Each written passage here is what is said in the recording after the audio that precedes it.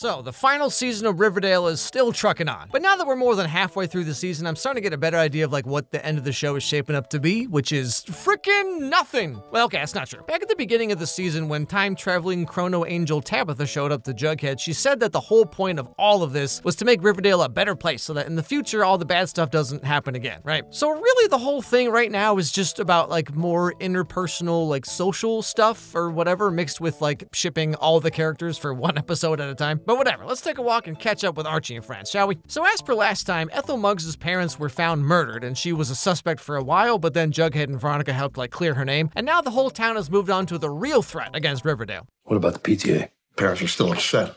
It's all they talk about at our meetings. Who killed Mr. and Mrs. Muggs? I have the murder weapon right here.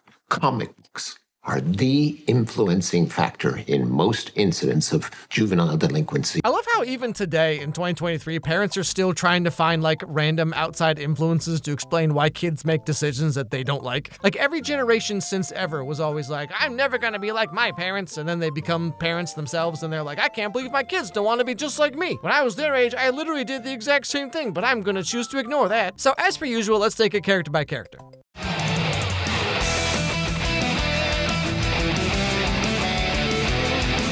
So Archie's uncle has moved in and starts making some sweeping changes to try and whip Archie into shape. You know, like he doesn't want to do sports, so Uncle Frank makes him like water boy to, you know, keep him out of trouble or whatever. How do you expect me to get to school? You can walk. Take the bus, ride your bike. You don't want to be late for your first day as water boy. What's that? I got you a job. Pumping gas at Pop's. That's what being man of the house means, Archie. Taking on multiple responsibilities. Yeah, I'm pretty sure you're just trying to bang my mom, dude. Now, one day, Kevin's dad is starting to think he might be gay because he has bodybuilding magazines. Well, it's an open and shut case, Johnson. So he puts Kevin on the basketball team to, like, straighten him out, quote unquote. Like, oh, my son might be in the boys, so let's have him hang out with more of them wearing tiny little short shorts. Yeah, that'll fix everything. But of course, Archie's just there being a real good friend, you know? It was my dad's idea. I just think he wants me to be a regular guy. Less of an off-horse. I mean, what does that even mean? Who isn't interested in things like poetry and drama and then music and movie stars and... I like those things. You're normal, Archie, you're normal. I don't know, man. One time I fought a grizzly bear and helped stop a meteor with the power of my abs, so yeah, how did this show get 7 seasons, you know what I mean? So the boys on the basketball team make Kevin go to some local floozy so he can prove to the guys once and for all that he's not, you know, like that. But Archie goes to save him. Come and save you from doing something that might scar you for life. What am I going to say to the guys, Archie? We're going to tell them that you made it with Twyla, that you went all the way. I'll back you up. And I'll give you some things to say. Some things that I've read in magazines or heard my Uncle Frank say. Yeah, my uncle's always saying these things like, take a golden shower or let's fire up the Cleveland steamer. I have no idea what any of that means, but let's just tell the guys who did all that. Later on, the Bulldogs are losing pretty bad at their basketball game, so they recruit Reggie, who's like a farm boy from out of town, and also the hot, new, cold, tall glass of the apple juice. I'm Betty. Nice to meet you, neighbor. Reggie's bunking with us. Yeah, he's gonna help turn things around for the Bulldogs. Well, he's already turned my day around.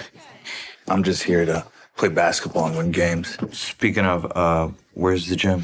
I can show you. All right, calm down, everybody. And this being the 1950s, or really any time, let's be honest here, people are very keenly aware that Reggie is a little different than most of the other kids in Riverdale, and people like this always feel the need to let people who are different know that they have indeed noticed the difference. Come on. Hey, banana boy, pass me the ball. Pass me the ball.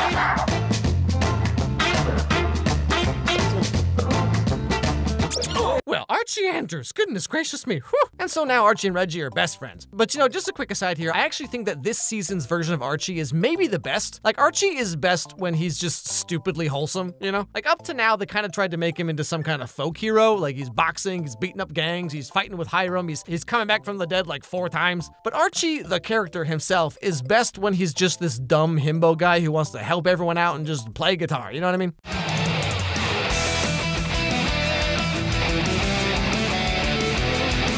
So as per last time, Jughead is now a writer for the local comic book publisher. And right now he's talking to Veronica and sharing some new comic book stories he's thought up. And like this whole episode here is just like honestly, I think it's Riverdale at its best when it just like fully leans into the campiness of itself. Like all of episode 5 is narrated by this guy named the Key Keeper, and it's all like super cheesy and awesome. Say a picture is worth 1,000 words. But I only need 2 for this one. Hubba hubba.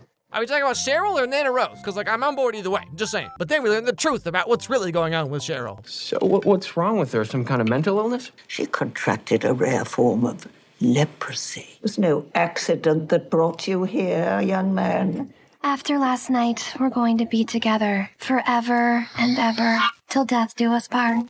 Nah, I'm into it, man. Bring it on. I'm ready. Or there's this other story about, like, Betty wanting different hair so she can, like, get a boyfriend or something. You're gonna get all the attention you've ever wanted, and then some. What the heck? If it's good enough for the Parisians, it's good enough for me. Hey, what do you know? That's exactly what I said when I bought this guillotine. And so Betty gets the newest, hippest European hairstyle in town, and it just changes her whole life forever. The more hairspray she put in her hair, the heavier and more shellacked it became, and the more the boys noticed her. Can I carry your books to class, Betty? Oh, gee, thanks, Julian. Hey, Betty, can I take you out this Friday night, please? Yeah, like any of these dudes are gonna care at all about what kind of hairstyle she has. Maybe I'm just a simple guy, I don't know, but like a ponytail, face tendrils, glasses, hoodie. Come on, literal perfection here. But then the twist is that a spider laid eggs in her hair and it ate her brain. The story's awesome. Episode 5 kind of reminds me a little bit of the first 5 episodes of season 6, where it's like, it just proves that like the show is so much better when it doesn't take itself too seriously, because like they really tried to play everything else off the whole show like really serious, and it just does not work. Anyway, so after Jughead tells Veronica all these new stories she's thought up, Veronica breaks up with him. I'm detecting a pattern, Jughead. The sexual politics in most of your stories are troubling, to say the least. These stories are just meant to be a gas. Not teen girls, not when you're depicting them like shallow, crazy killers. Now, okay, just remember she said this, okay? Just keep in the back of your head, right next to all those memories that you've been trying to forget, but they keep showing up randomly at like 2 in the morning for no reason and just like ruin your whole night. So Jughead's starting to get a little bit famous in the comic book world. His name is now being printed on the covers of the stories he writes, which gets back to the adults in town who, as you may recall from like literally just a couple minutes ago, they're not a big fan of comic books.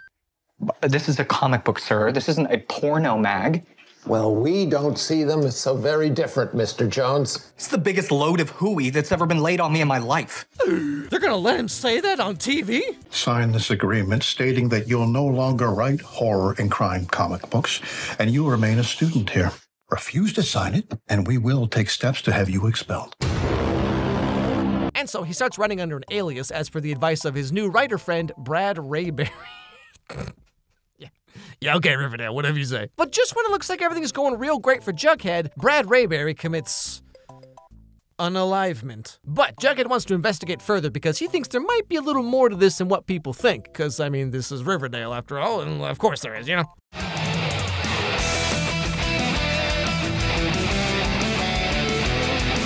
Okay, so Betty really wants to smash Archie. Like, real bad. She sees Archie walking around his room, you know, windows open, just not a care in the world, abs and pecs just rippling their way through life. So Veronica tries to help her feel more sexy or whatever, so she can do who knows what. Are you wearing them? Don't flip out, but I am not. Betty, how will you ever get used to lace panties if you don't wear them every day? No, I know, but there's gym class later today, and I didn't want people to see me wearing them and think that I was some kind of nymphomaniac. Heaven forbid, a young adult who enjoys Devil's Tango-related activities and is honest about it? What's the world coming to? So she asks out Archie, but he's too busy being the water boy. And you just need to let Archie work out his family strife for a bit. Isn't there an all-boys private school down the lane? You mean Stonewall Prep? Should adore private school boys. So frustrated.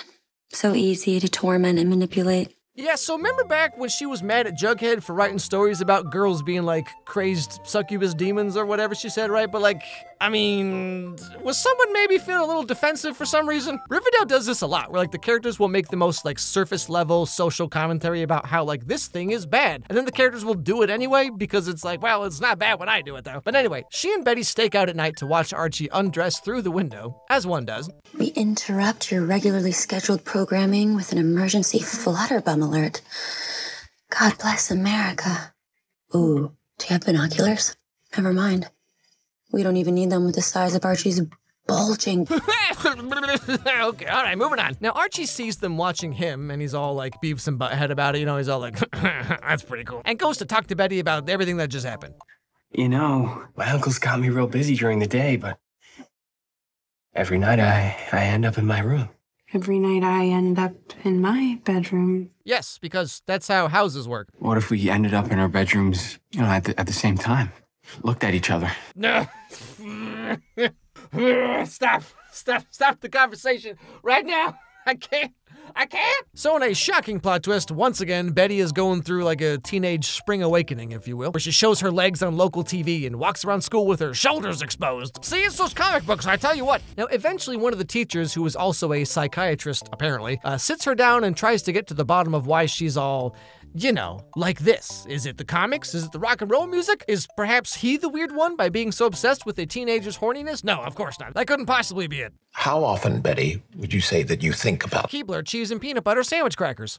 Well, according to Dr. Kingsley, teenagers think about cheese and peanut butter sandwich crackers every 7 seconds. There's a very different barometer for teenage girls. Well, in that case, I would say I think about cheese and peanut butter sandwich crackers all the time.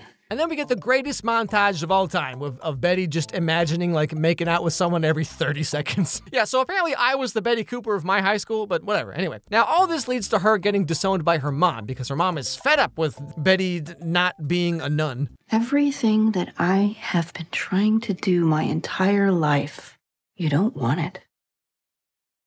So I'm stopping.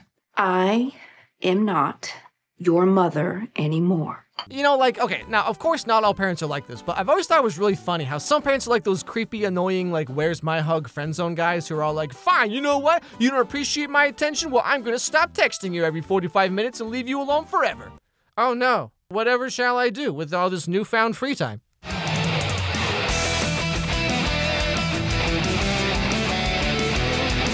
Now, as per usual, Veronica's kind of just in the back seat of the main character car metaphor. She gets in trouble with her parents because she gave Betty some special underoos, and Betty got caught showing them to Archie, and word got around that it was all Veronica's idea. So she gets a job working at the local movie theater and tries to save it from TV taking over the world, and also her parents are trying to buy it to like turn it into a parking lot for some reason. Veronica, I've been negotiating the sale of the Babylonium to an interested party for the last few months. The official offer finally came through. It's your parents. They're not even in the movie theater business. It's my understanding they're gonna turn the Babylonium into a parking lot. Well, thanks to Veronica's clever thinking, the theater ends up a raging success, and so Veronica's parents kick her out of the condo and kind of disown her, sort of, by cutting off all of her money and stuff. Now, while this is all going on, Reggie comes to town, right? And Veronica's all like, and starts playing the game, if you know what I mean. So I was hoping you'd give me another chance. What's changed? Circumstances. A girl can't be all work and no play. I'm not scared of the chase, but in my experience, some people don't really want to be caught. Is that you? Only one way to find out.